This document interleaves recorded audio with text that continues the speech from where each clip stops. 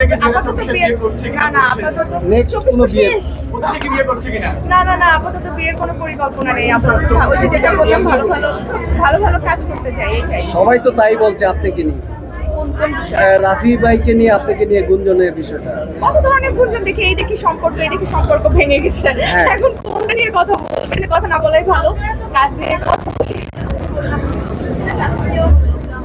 আমি কি সেটা অস্বীকার করি? একসাথে। দেখাবো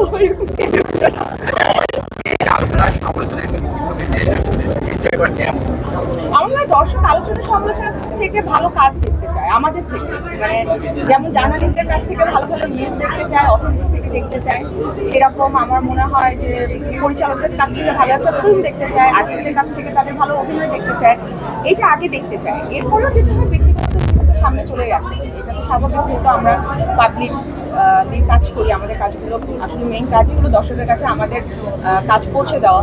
সেই জায়গা থেকে তো অবশ্যই তারা তাদের কাছে আমাদের ব্যক্তিগত জীবনও সামহাও চলে যায়, সেই লাইফের অনেক কিছু চলে যায়।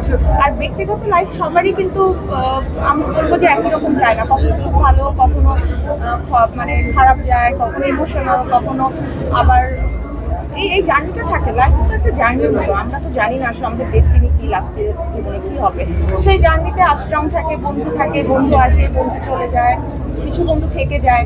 তো এটাই লাইফ, এখানে আলাদা করে সর্বশেষ দর্শকরা আবার কবে তওয়ামুলটাকে বড় পর্দায় দেখতে পাবে?